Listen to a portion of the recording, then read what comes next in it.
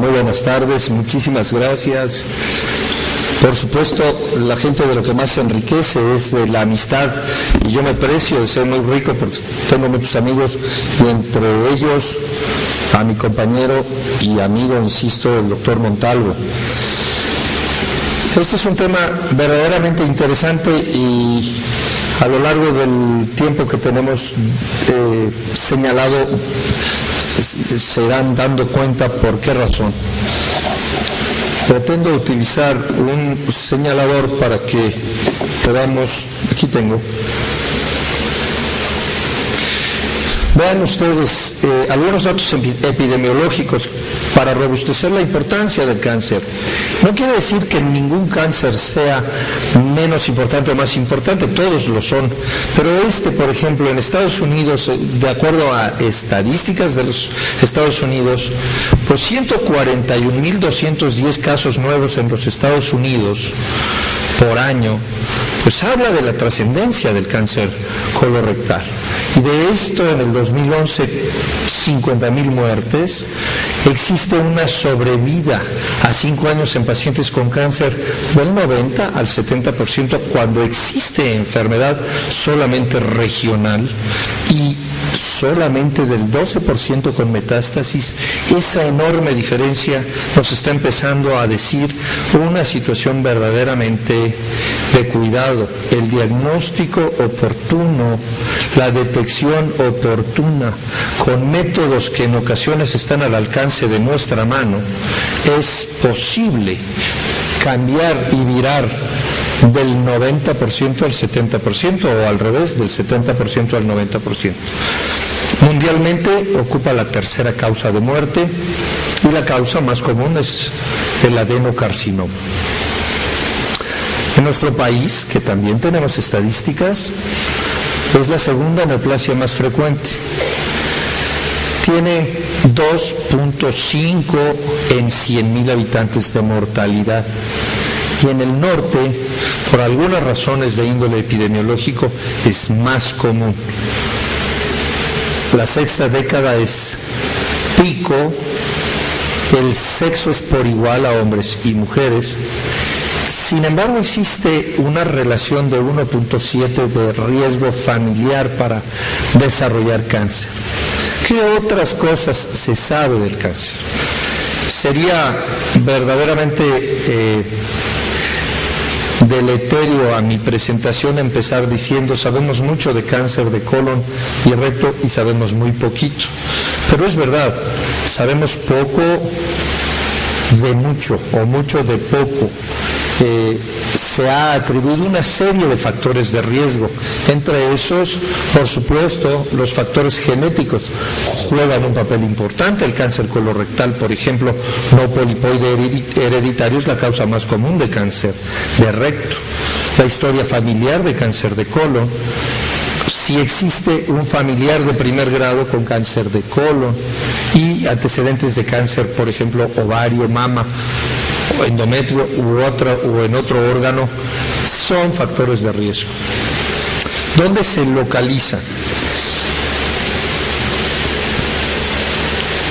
La zona de mayor localización del cáncer colorectal, aunque el comportamiento es el mismo para fines de estrategia terapéutica, hemos dividido al cáncer en dos grandes capítulos: cáncer de recto, cáncer de colon, para referirnos de la unión recto-sigmoidea hacia arriba, y recto para manejarlo de otra manera, solo y exclusivamente para fines terapéuticos. Si fuera así, es mucho más. Ahí está. Ahí está. Movemos así. Excelente. Ahora voy a encontrar, pero esto está muchísimo más fácil. Entonces, vean ustedes esto.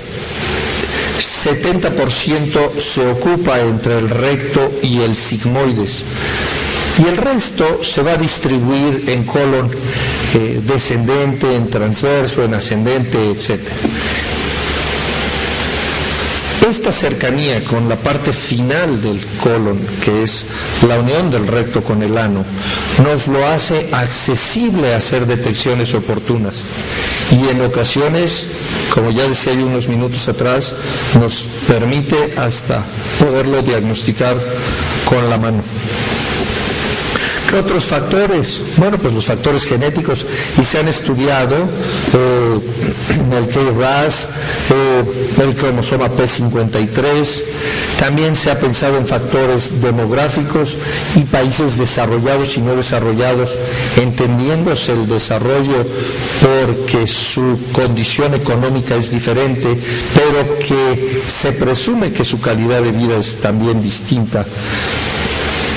En la medida que los pacientes viven en países más desarrollados, parece ser el factor demográfico un factor etiológico. Se ha demostrado desde hace mucho tiempo, con un carácter autosómico dominante, que el factor hereditario en los síndromes polipoideos, como el síndrome de poliposis adenomatosa familiar, Peutz-Jeghers o Gardner, y les mostraré algunas fotografías al respecto. No hay la menor duda que es un factor etiológico. Y el factor alimentario, ¿y qué tanto está en relación uno con otro? Bueno, pues parece existir la relación que en la medida de que se habla de países más desarrollados, en que la comida es más precocida, más preparada, más elaborada, y va disminuyendo la ingesta de fibra, el tránsito en la mucosa colónica es menor y por lo tanto la incidencia o potencial posibilidad de desarrollar un cáncer es mayor. Ya hablaba yo de la importancia de conocer los tipos histológicos. El más común con muchos es el adenocarcinoma y otros tipos como células escamosas, carcinoides, transicionales, sarcomas, melanomas, etcétera, que son importantes de tomar en cuenta y que el patólogo nos va a determinar su estirpe histológica a fin de variar el tratamiento y la estrategia terapéutica con él. Hace mucho tiempo, en los años 80, el doctor Haggett describió esta secuencia llamada secuencia adenoma-cáncer.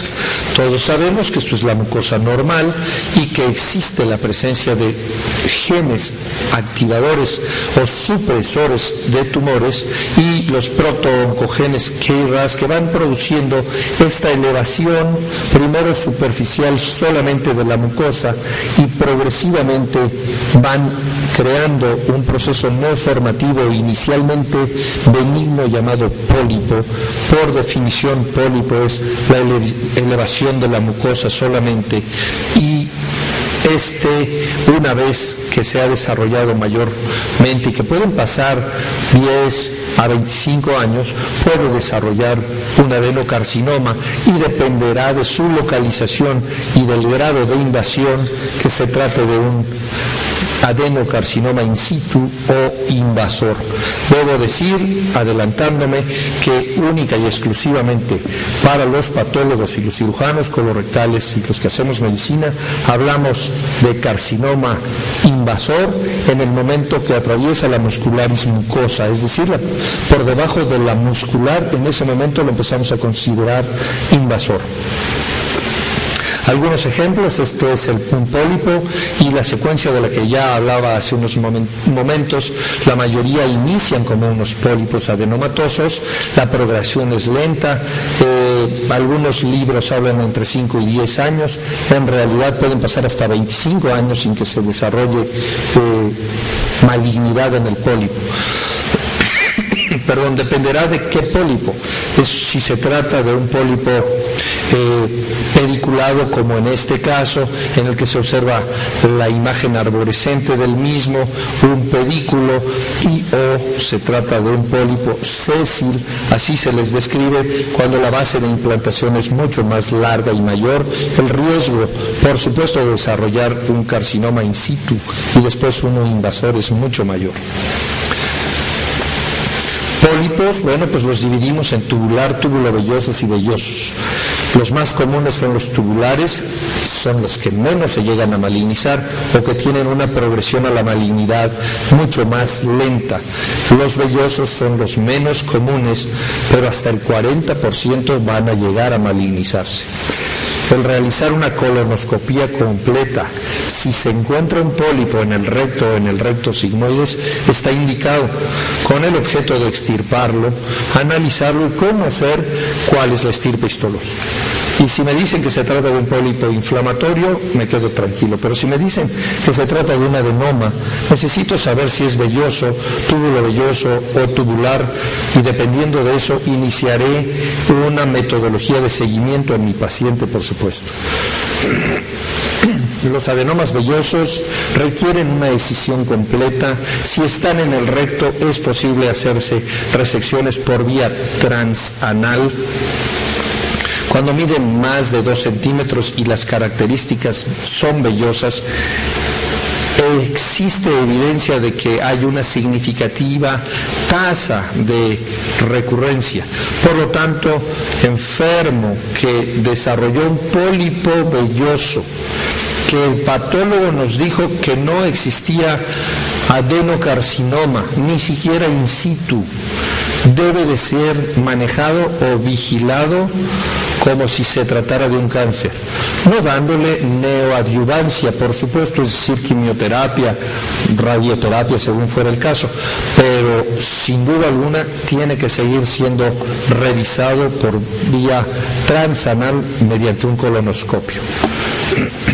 Si hay imposibilidad de una resección endoscópica, la posibilidad o el siguiente paso es hacer una cirugía. Cuando se ha disecado y resecado el pólipo y la malignidad existe, está justificado ampliar y hacer una colectomía mayor. Hablaba yo hace un momento de la excisión transanal submucosa de espesor completo, llamamos los cirujanos colorectales, y en ocasiones habrá que hacer una transección completa, quitando todo el recto, haciendo una proctectomía y haciendo una anastomosis que nos permita restaurar el tránsito intestinal en nuestros enfermos, siempre y cuando existan márgenes de seguridad. Insisto, lo mismo aplica para los pólipos vellosos, sésiles, de gran implantación que estén localizados en el recto. Estos son dos diferentes tipos de pólipos. Los dos son adenomas, los dos pueden desarrollar cáncer sin duda, pero este que están ustedes aquí viendo y que tiene un tallo, es posible resecarse mediante un colonoscopio y hacer una polipectomía, y este de tipo sésil, cuya base de implantación es muy grande, pues no es posible dejar seguridad o márgenes de seguridad resecándose o haciendo, y los endoscopistas lo llaman rasurando el pólipo. Los cirujanos pensamos que la colonoscopía en este caso es útil para hacer una biopsia en un momento dado y después los llevamos a cirugía.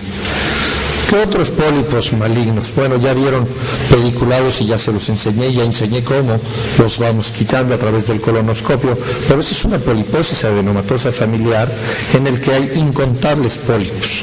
Estos pacientes van a cirugía de inmediato y me sigo refiriendo a neoplasias o lesiones premalignas que pueden llevar a un cáncer colorectal. De acuerdo a los niveles de Haggett, bueno, y hablaba ya hace un rato también de la secuencia adenoma cáncer o pólipo cáncer, se ha determinado a través de los patólogos que en el momento en que la muscular ha sido, o muscularis mucosa ha sido invadida, en ese momento se empieza a llamar invasor.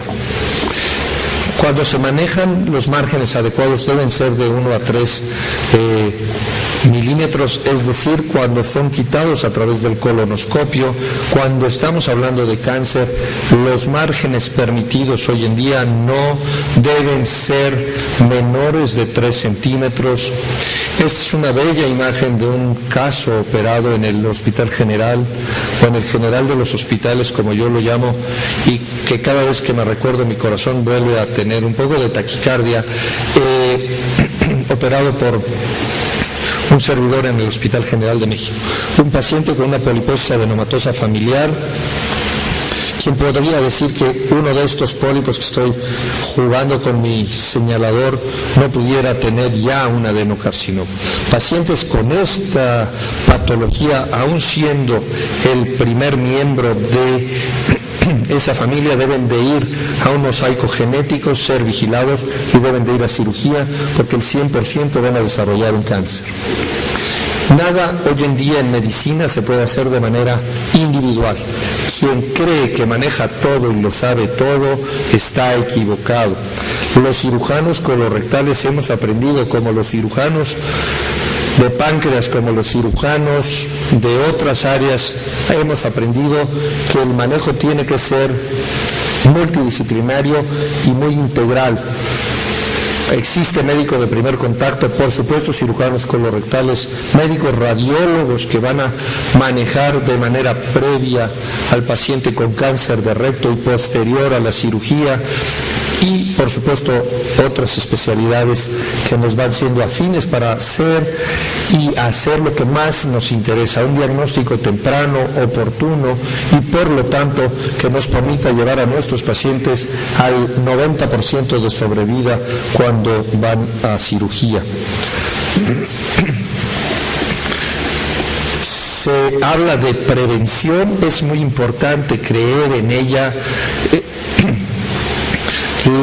Las dietas de bajo ejercicio, bajar de peso, el incrementar la vitamina E, pero sobre todo la fibra, y porque decía yo que se ha estudiado cinemáticamente el tránsito del contenido intestinal, y mientras más tiempo permanece en contacto con la mucosa, el índice de desarrollar un cáncer o un pólipo es mayor, de forma tal que la ingesta de fibra sirve de manera preventiva. Otra manera preventiva, entrecomillado, de ver cáncer de colon y recto es hacer endoscopías. Esto implica un gran costo, no está tan justificado en población abierta en general, pero sí en poblaciones de alto riesgo, sin duda que está justificado como tal. Otras opciones de vigilancia: sangre oculta en heces, hacer sigmoidoscopías flexibles, colon por enema o colonoscopía, forman parte de nuestro armamentario. Doctor, en mi hospital solamente tenemos rayos X, y usted está diciendo que no se haga colon por enema. De ninguna manera. Un colon por enema es útil cuando existe la sospecha de que el paciente está teniendo cambio en su hábito intestinal, ataque al estado general y síntomas que sugieren una neoplasia colónica. La sangre oculta en heces tiene, y por eso deliberadamente le puse un asterisco, tiene muchos falsos negativos y falsos positivos. Si el paciente el día anterior se lavó los dientes con un cepillo nuevo y se lastimó las encías, puede dar positivo.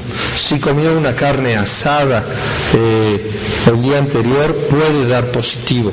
Y así sucesivamente, si toma aspirinas para proteger su corazón, etcétera, etcétera.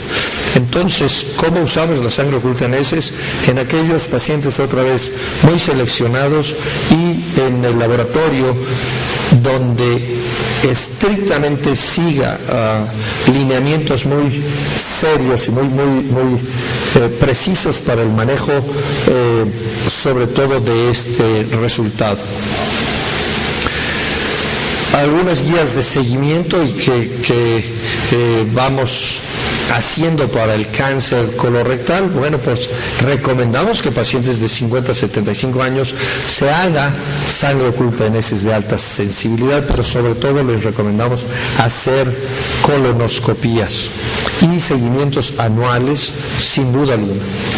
Pacientes en riesgo moderado, los familiares en primer grado con cáncer colorectal o pólipos adenomatosos, pacientes con historia de cáncer familiar no hereditario, etc. Y pacientes que tienen síntomas. Y ahí viene la otra parte que me interesa sobremanera, porque sé que después de mí viene un distinguido amigo, el doctor Dan Green, que va a hablar de cáncer de colon y va a hablar de la parte médica. Y hace un ratito, y antes de que yo lo viera, decía de la parte multidisciplinaria. Él y yo manejamos en nuestro hospital los pacientes con cáncer de colon y recto, y lo manejamos de manera integral o multidisciplinaria. Pero estos pacientes nos interesan. Paciente con sangrado, no todo lo que sangra son hemorroides, cuidado. Paciente que va al consultorio y que en un momento dado dice es sangrado, ponte una pomada fulana de tal, o en la farmacia o en la televisión recomienda que se ponga alguna pomada para hemorroides, está corriendo un grave riesgo. Si encima tiene pérdida de peso, anemia, cambios en sus hábitos intestinales, dolor y una sintomatología como tal obstructiva. Debe ser bien explorado, debe ser dirigidamente bien estudiado este enfermo. Aquellos pacientes que tienen pólipos múltiples o múltiples adenomas vellosos, bueno, pues deben ser seguidos, y pacientes con historia personal de cáncer. Otra patología que es una enfermedad premaligna es la enfermedad inflamatoria intestinal. Y las dos más conocidas es la enfermedad de Crohn, involucra toda la pared intestinal desde la boca hasta el ano y fundamentalmente empieza en el íleon y va progresando a través del colon, pero involucra toda la pared del intestino y todo el intestino, insisto, de la boca hacia abajo. Y la colitis ulcerativa crónica y hepática, que inicialmente empieza en el recto y de manera retrógrada va inflamando el resto del colon, y que solamente va a involucrar la mucosa como tal. Las dos son enfermedades premalignas que deben ser seguidas. Nuevamente, importa sobremanera hacer diagnósticos, y para hacer diagnósticos tiene uno que pensar en ellos, y para pensar en ellos tiene uno que hacer sinapsis entre lo que uno aprendió, lo que uno ha leído y la alta sospecha de que un enfermo puede tener un cáncer colorectal. Y para poderlo llegar a eso, bueno, pues tiene uno que conocer los síntomas. Vean, el cáncer del colon derecho va a tener cambio del hábito intestinal, diarrea, anemia, eventualmente un tumor palpable, y la razón es que el ciego la luz es más amplia y la pared mucho más delgada y es posible palpársele. El transverso pues va a jugar un poco, dependiendo si es más hacia la izquierda o a la derecha, con algún cuadro de oclusión parcial, pero el colon izquierdo y el recto, además de ser el sitio más frecuente, más fácil de diagnosticar, donde se tiene mucho mayor accesibilidad con un rectosigmoidoscopio rígido o flexible según sea el caso, va a haber un cambio importante en el hábito intestinal y va a sangrar, sí va a sangrar. Y nuevamente habrá que hacer diagnóstico diferencial, sangre roja, fresca, brillante y gotea con la evacuación, o ha habido disminución del calibre de las heces, esta viene pintando o acintando las evacuaciones, se han hecho más delgadas, etcétera, etcétera. Habrá que pensar en cáncer y no siempre en hemorroides como la causa única y más común de patología anorrectal. Puede acompañarse de peritonitis, perforación, sin duda. Algunos pacientes con un cáncer de recto debutan en un servicio de urgencias con una oclusión intestinal. ¿Qué nos interesa platicar con ustedes? que a cualquier nivel es posible hacer un colon por enema, y en cualquier sitio donde se haga un colon por enema es posible encontrar un signo similar a este llamado de la manzana mordida, en el que está demostrando que el crecimiento concéntrico hacia la luz del colon va a estrechar la misma y por lo tanto va a generar esta imagen llamada o de manzana mordida o de anillo de servilleta. Si se hace una buena exploración física y se hace un buen tacto rectal y se explora el recto, el paciente es posible diagnosticársele hasta en un 75% de los casos un cáncer de recto. Más arriba no es posible alcanzarlo con el dedo. Lo que no es posible es, cuando se explora a un enfermo, no hacer una exploración anorrectal.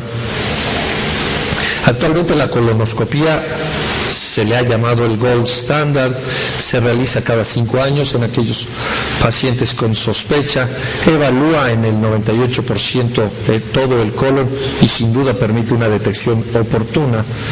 Sí, el costo es discretamente mayor hacer otro tipo de estudios.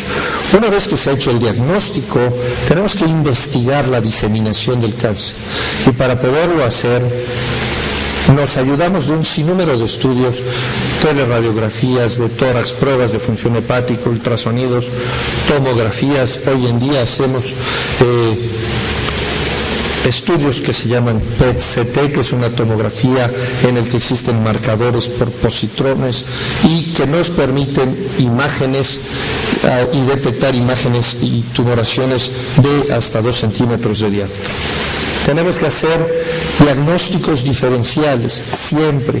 Sangrado y enfermedad hemorroidal es lo más común, pero habrá que descartar lo otro. Yo siempre le digo a mis residentes, piensa en todo lo que quieras, pero piensa en cáncer. Piensa en hemorroides y cáncer. Piensa en pólipos y cáncer. Piensa en divertículos y cáncer. Descarta cáncer y entonces seguimos hablando, seguimos manejando a nuestros enfermos bien, pero el cáncer es una de las patologías que decía juega un papel importante, su diagnóstico oportuno, su manejo multidisciplinario para poder permitirles una mejor sobrevivencia a nuestros enfermos. Sin duda es fundamental estadiar o saber en qué fase se encuentra el tumor.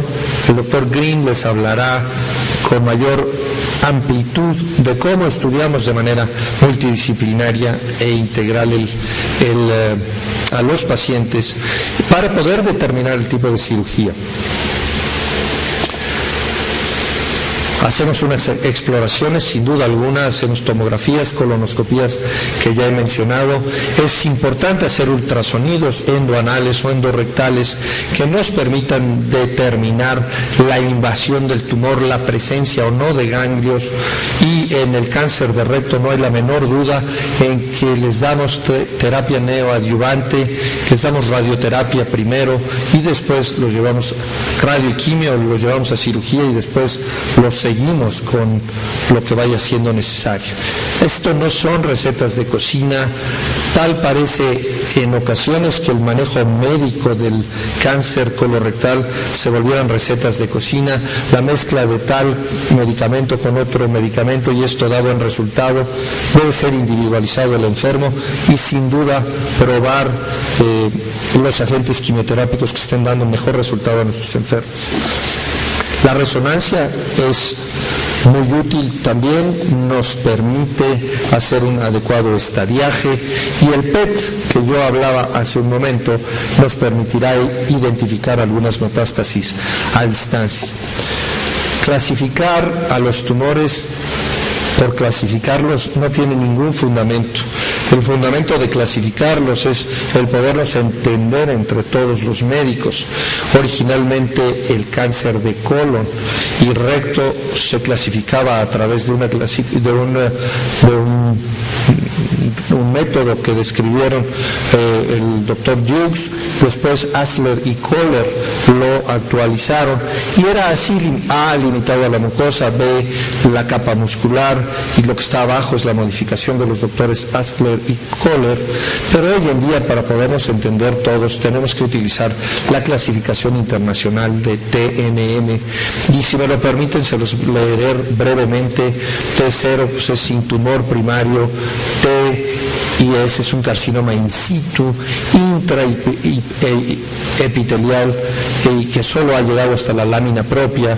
T1 invade la submucosa, T2 la muscular propia, T3 hasta la subserosa, y así sucesivamente. N nos referimos a los ganglios y M a las metástasis. Una vez estadiado, una vez conocido el involucro ganglionar, las metástasis, habrá que planificar qué vamos a hacer con nuestro enfermo. Y la inmensa mayoría son quirúrgicos. Aún los pacientes que llegaron con una oclusión intestinal, aún aquellos pacientes que en un momento dado tienen metástasis, terminan siendo quirúrgicos para derivar el tránsito intestinal, aún no siendo receptiva del todo el procedimiento como tal. Terminan en algún tipo de cirugía. Si bien se utilizan algunas prótesis, en lo personal creo que en ocasiones las prótesis tienen más riesgo de una perforación y de complicar a los enfermos que hacer una buena derivación intestinal como tal. Y las modalidades: radioterapia, no hay duda, para el cáncer de recto, quimio para el resto del colon. En los estadios 2 y 3, la opción preferida es, en el cáncer de recto, dar radiación preoperatoria, y estos son los beneficios que están documentados. Hay una buena regresión tumoral, mayor resecabilidad, una mejor y mayor tasa de preservación esfinteriana. Si yo tengo posibilidad de, sobre la línea dentada o línea anorrectal, tener alrededor de 3 centímetros de margen libre de tumor con respecto al borde inferior del mismo, no me cabe la menor duda que es posible hacer una resección preservadora de los esfínteres y que permita al enfermo conservar su tránsito intestinal lo más pulcro y dignamente que sea posible. Cuando existe una perforación se maneja como un cuadro agudo, cuando existe una oclusión se maneja como una oclusión intestinal y se le prepara para poder llevarse a cirugía. Estas son las indicaciones de cirugía. Una resección curativa cuando se trata, por supuesto, en la clasificación TMM, pues N0, M0, donde no hay metástasis, donde no hay ganglios. Es muy difícil encontrar este tipo de tumores. De ahí que deba yo resaltar en los últimos minutos que me quedan de platicar con ustedes la importancia de pensar en el diagnóstico y después de estudiar a los enfermos. Y cuando se les estudia, se les explora, y explorarlos implica hacer un tacto rectal.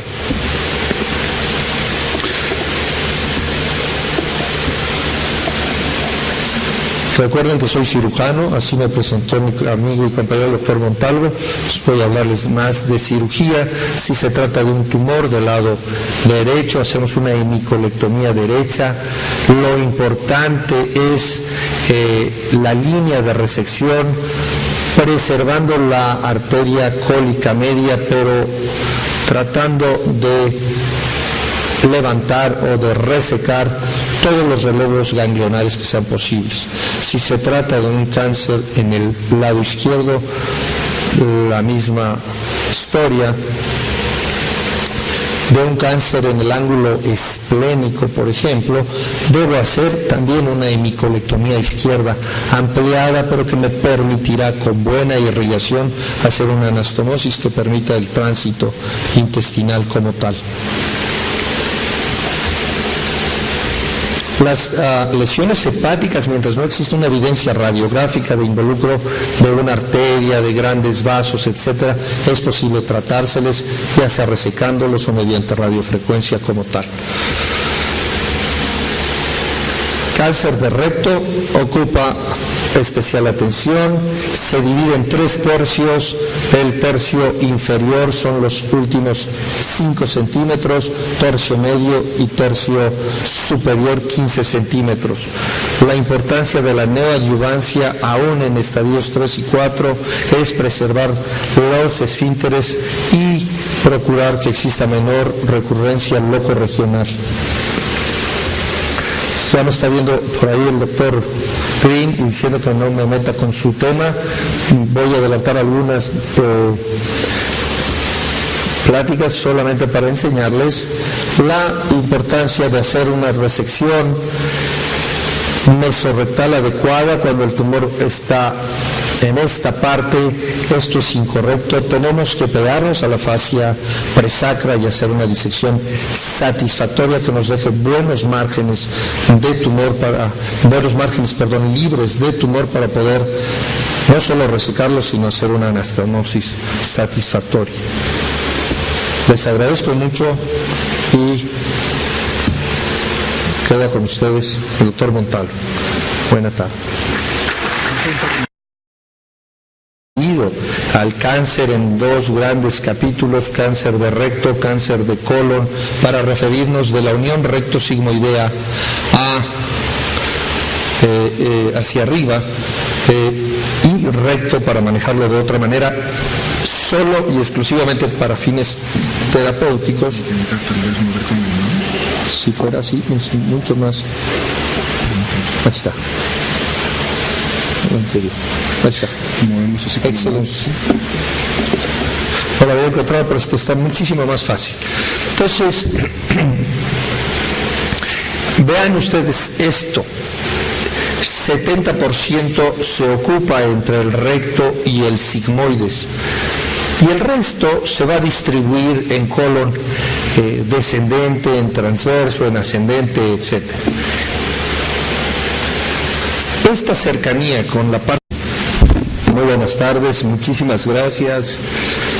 Por supuesto, la gente de lo que más se enriquece es de la amistad, y yo me precio de ser muy rico porque tengo muchos amigos, y entre ellos a mi compañero y amigo, insisto, el doctor Montalvo. Este es un tema verdaderamente interesante y a lo largo del tiempo que tenemos señalado se irán dando cuenta por qué razón. Pretendo utilizar un señalador para que podamos, aquí tengo. Vean ustedes algunos datos epidemiológicos para robustecer la importancia del cáncer. No quiere decir que ningún cáncer sea menos importante o más importante, todos lo son, pero por ejemplo, en Estados Unidos, de acuerdo a estadísticas de los Estados Unidos, pues 141.210 casos nuevos en los Estados Unidos por año, pues habla de la trascendencia del cáncer colorectal. Y de esto, en el 2011, 50.000 muertes. Existe una sobrevida a 5 años en pacientes con cáncer del 90 al 70% cuando existe enfermedad solamente regional, y solamente del 12% con metástasis.